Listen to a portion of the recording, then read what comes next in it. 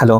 അപ്പം ഇതുവരെയുള്ള ഫോം വെച്ചിട്ട് അറ്റ്ലീസ്റ്റ് ഞാൻ പ്രതീക്ഷിച്ചുകൊണ്ടിരുന്നത് സൗത്ത് ആഫ്രിക്ക ഈസിയായി ഫൈനലിലെത്തുന്നതായിരുന്നു. കാരണം ന്യൂസിലൻഡിൻ്റെ ഫോം അങ്ങനെയായിരുന്നു സൂചിപ്പിച്ചുകൊണ്ടിരുന്നത്. പ്രത്യേകിച്ച് ലാസ്റ്റത്തെ കളി ഓൾറെഡി തോറ്റ് കഷ്ടിച്ചാണ് സെമിയിലേക്ക് അവരെത്തിയത്. പക്ഷേ എല്ലാവരെയും ഞെട്ടിച്ചുകൊണ്ട് സൗത്ത് ആഫ്രിക്കയുടെ ദുരന്തങ്ങൾ, ICC ഇവൻറ്റിലെ സൗത്ത് ആഫ്രിക്കയുടെ ദുരന്തങ്ങൾ ഇങ്ങനെ തുറന്നുകൊണ്ടിരിക്കുകയാണ്.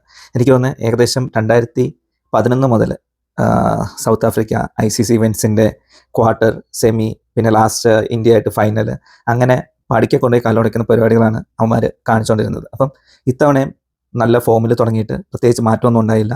ന്യൂസിലൻഡ് വളരെ ദയനീയമായിട്ട് തന്നെ സൗത്ത് ആഫ്രിക്കയെ തോൽപ്പിച്ചിരിക്കുന്നു. All thanks to the century for Finn Allen. 33 പന്തിൽ 100 റൺസ്, ഒരു രക്ഷയില്ലാത്ത ഒരു കളി. വെറുതെ അങ്ങോട്ടും ഇങ്ങോട്ടും കാണുന്ന പോകുന്നതുമല്ല, 6, 4 ഇത് തന്നെ.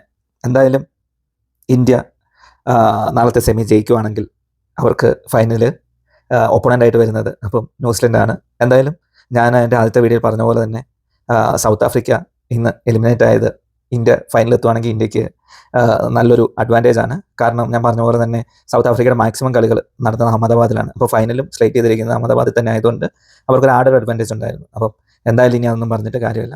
ന്യൂസിലൻഡ് സൗത്ത് ആഫ്രിക്ക ഔട്ട്കം ചെയ്യുന്ന രീതിയിൽ വളരെ മനോഹരമായിട്ട് തന്നെ ബോളും ചെയ്തു, ബാറ്റും ചെയ്തു.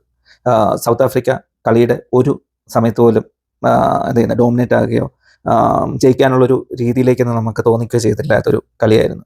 മൊത്തത്തിൽ ന്യൂസിലൻഡിൻ്റെ ഒരു വൺ സൈഡഡ് കളി എന്ന് തന്നെ പറയേണ്ടിയിരിക്കുന്നത്. അതായത് ന്യൂസിലൻഡ് ബോൾ ചെയ്ത സമയത്താണെങ്കിലും ബാറ്റ് ചെയ്ത സമയത്താണെങ്കിലും വളരെ മികച്ചിരുന്നു. അതുകൊണ്ട് തന്നെ സൗത്ത് ആഫ്രിക്കയെക്കാളും ന്യൂസിലൻഡാണ് ഇന്ന് ജയിക്കേണ്ടിയിരുന്നതും. അതുപോലെ തന്നെ ഇന്ന് ന്യൂസിലൻഡ് വളരെ ഈസിയായി തന്നെ ഫൈനലിലേക്ക് എത്തിയിരിക്കുന്നു. എന്തായാലും നമുക്ക് നാളത്തെ രണ്ടാമത്തെ സെമിയും കൂടി കാത്തിരുന്ന് കാണാം. അതുവരെ താങ്ക് യു.